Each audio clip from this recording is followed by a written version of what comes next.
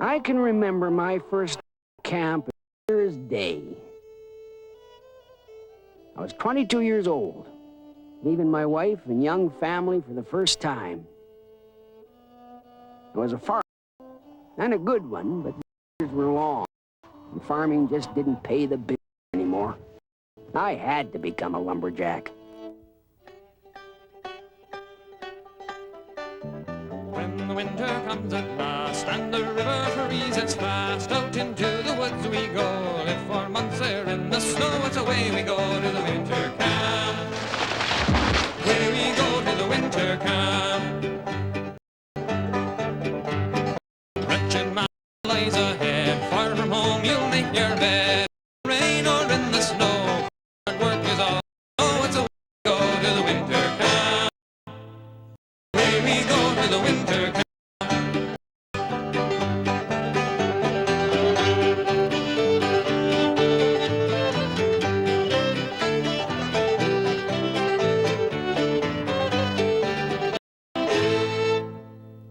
Away we go to the winter camp.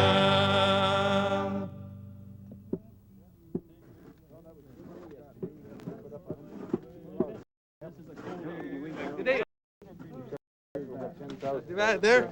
Hi there. You know, guys know where the town office is here? Well, sir, down over there. Oh, yeah? Looking for a job? Yeah. No. Here, down over there. Okay, thanks. Okay.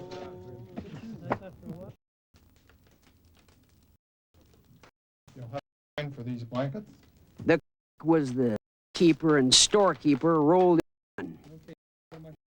He sold important items such as boots, socks, and of course tobacco. Kept track of production and weight.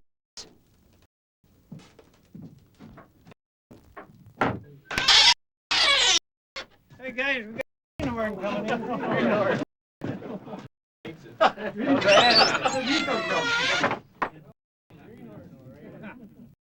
Not exactly a warm reception, but it was expected. I was the newcomer, greenhorn. Now, here, we got a up here in the corner. You can put your turkey in your blankets. Okay. Thanks a lot. That's your nest for the winter. Okay, thank you very much.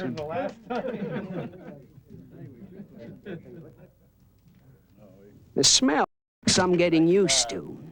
A mixture of oil, dirty socks, and tobacco, plus some other odors. Well, a good place. It was a straw mattress, inches thick, on planks. He says, my eyes are dead, you just can't do nothing. I wonder if we're gonna have to carry that guy out in a fine box. You know, you can hold him. I was weary after the long trek, but I couldn't fall asleep right away. I was thinking about what the foreman told me. Just 4 months, this bunk would be my bed. The only way to camp was on a stretcher. 100 men in the camp. By the spring, 4 or 5 would be dead. Greenhorns were the most likely victims.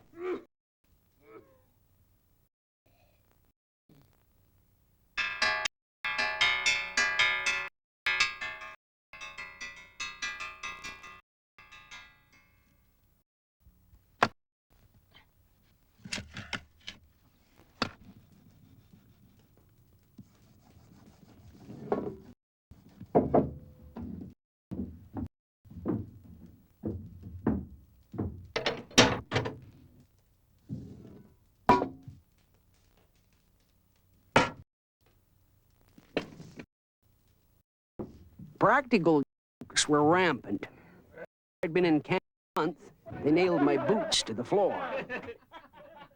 But that was better than what happened to me the first night in camp.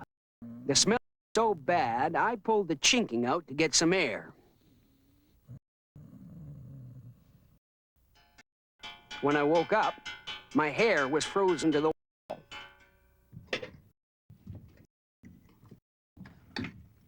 Breakfast. Most important meal of the day. Mountain of food, good hearty food. 15 minutes to get it all down.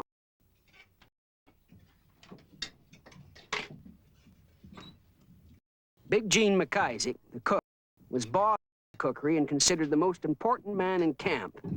A good cook meant a happy camp, and he was respect, as was his father. As stern enforcer of the rules as I found out my first morning in camp. It was an important breakfast for two reasons. On the empty spot that was to be my place as long as I was in camp, and I made a big mistake. Out you, come on. I just started eating. No talking at meals. That was the law in bush camps. It was a hungry lesson.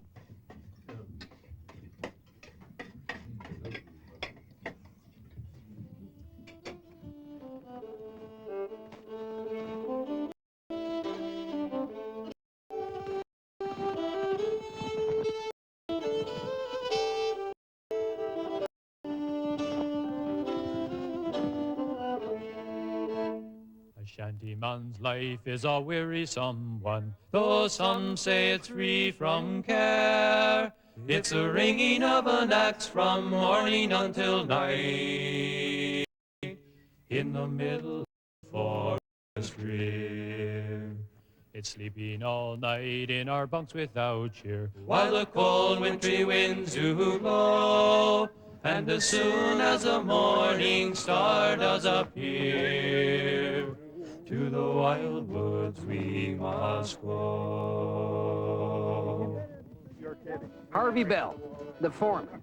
He showed us where to cut and where to make trails. He knew his job. He'd spent over 25 years in bush camps working his way up to foreman. Harvey was always one step ahead of us, and he was always somewhere nearby, keeping a watchful eye. I started out as a trail cutter. Our job was to clear the brush, making skid trails for hauling out the logs. It was the kind of job suitable for a greenhorn, but it wasn't an easy job. We had to work fast, keep ahead of the sawyers and teamsters.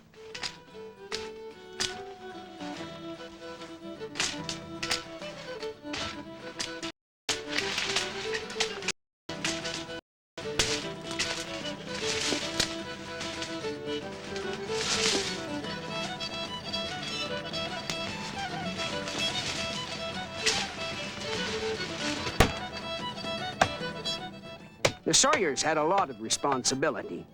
They selected the trees to be cut, sounding them, listening to make sure they weren't rotten. They decided the best direction for the fall, and then they went to it.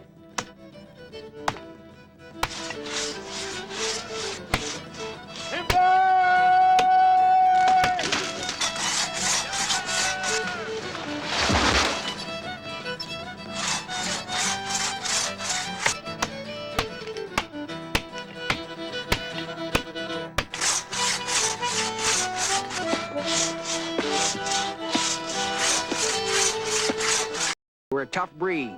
The sturdy pine they got paid more and deserved every bit of it.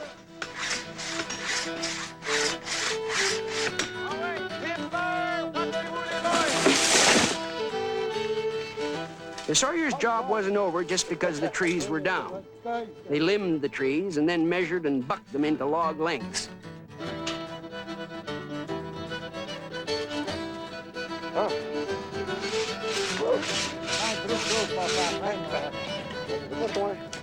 The teamster looked after the horses. Those horses were hard-working, important members of the camp, supplying the strength needed to move our heavy logs.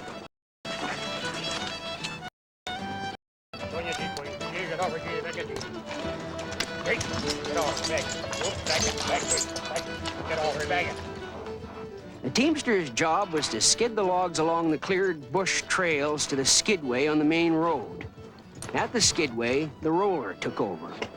With the horses pulling on the decking line, the roller used his cant hook to guide the logs up the ever-growing log pile.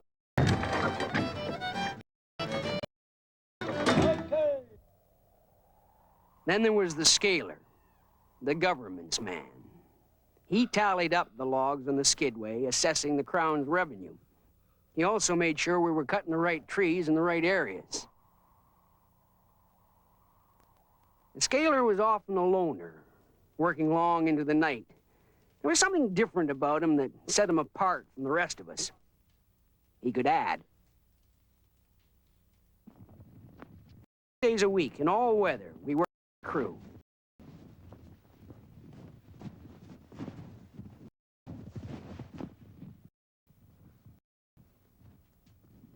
I can still remember the fellows in my first crew, especially Steve, who everyone knew had a soft spot for the cook's daughter. But no distractions. We had to keep alert all the time. Those big pine could fall like thunder.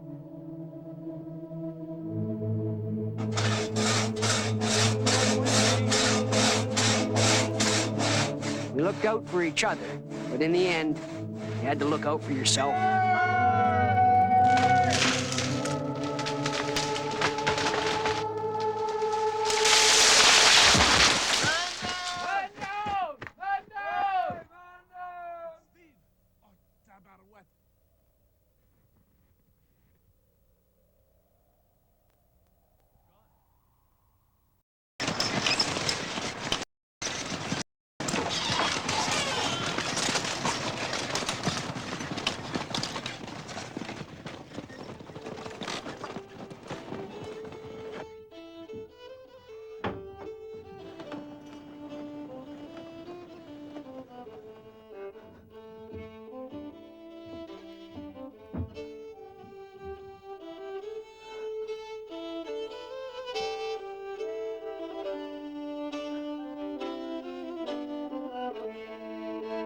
I became the new Sawyer.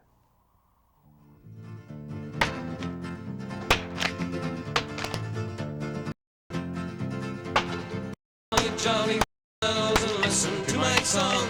It's all about the shanty boys and how they got along.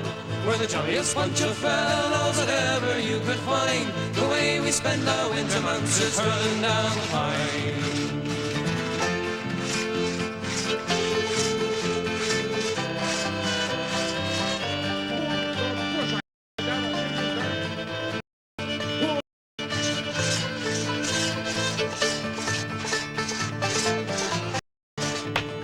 It wasn't as easy as it looked.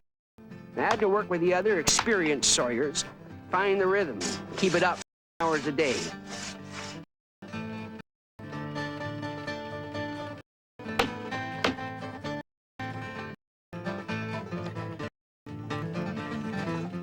For the first, my arms felt like rubber. And I had to learn fast. We had a quota of 100 logs a day. No quota, no job. I got the hang. Jolly fellows, and listen to my song. All about the shanty boys and how they got along. We're the jolliest bunch of fellows that ever you could find.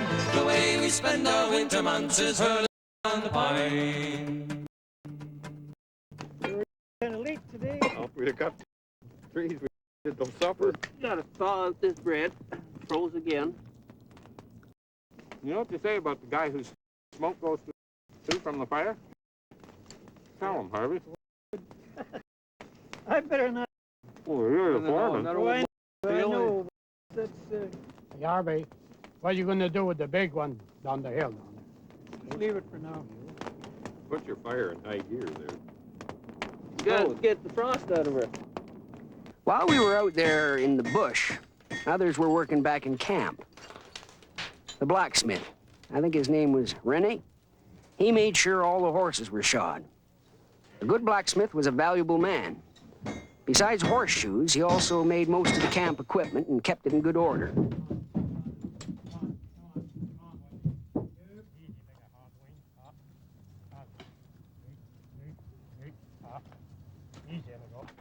When the cutting season ended in January, the jam was put into use, lifting the logs up onto the sleigh. The top loader guided the logs into place. His was an important job. He had to balance the load properly on the sleigh so it wouldn't go out of control on the icy run.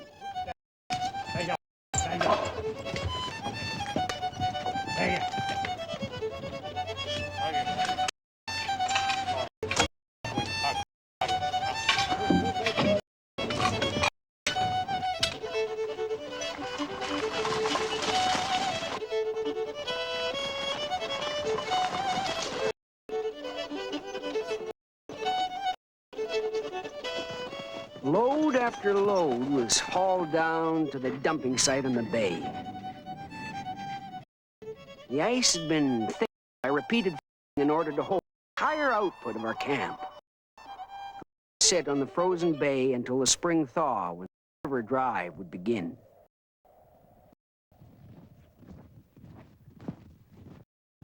After a long week, we looked forward to Sunday, our day off. However, the chore boy worked 7 days. Hey, Butch, I got a job for you. He was young, but he was a man, and he earned his wages like the rest of us. Now, Butch, the reason I'm putting this here up here is, as I mentioned to you before, that this horse won't take orders anymore. And I want you to take it to the bush. When you get out there, then you will light the end of this fuse. Now?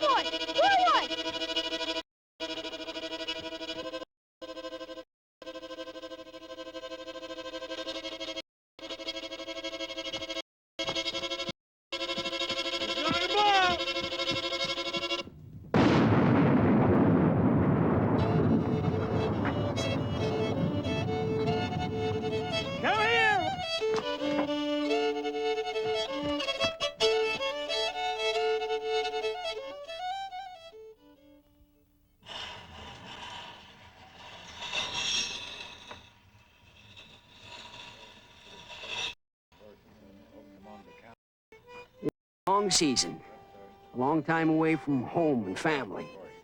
I could hardly wait to get my wages, almost $150, and head home for the spring plowing. It was the end of that. After 4 years, the area around there had all been cut. The stoves and cookery would be taken and the rest left to rot. But a new camp would be opened somewhere else next year where the cutting was better. The snow, I hear, he's melting pretty quick right now, eh? It won't be too long. We'll get the drive going. It's in 35 teams hauling here.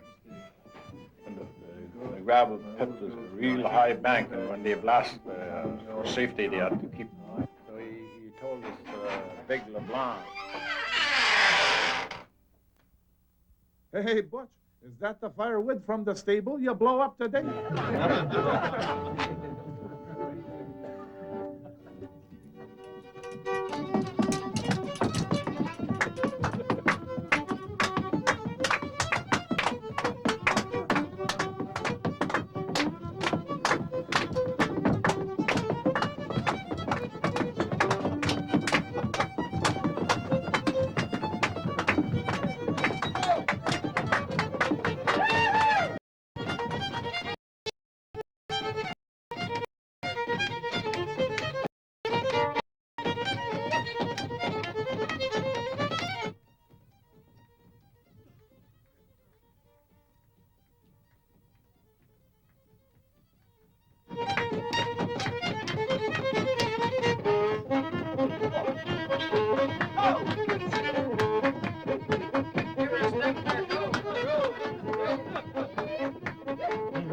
What makes those things?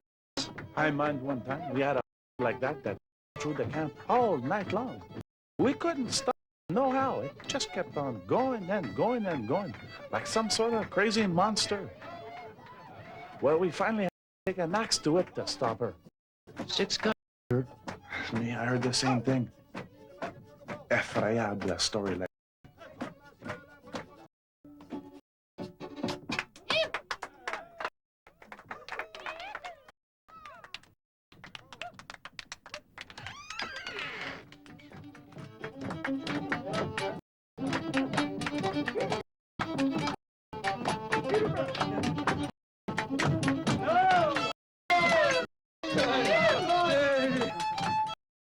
My first winter camp had been a good one.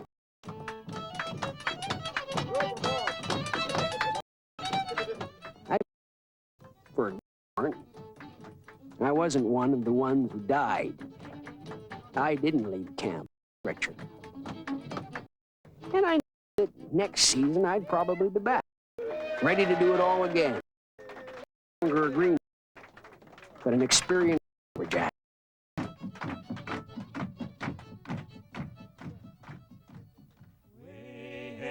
Away we go, across the ice and through the snow, leaving our families, away we go.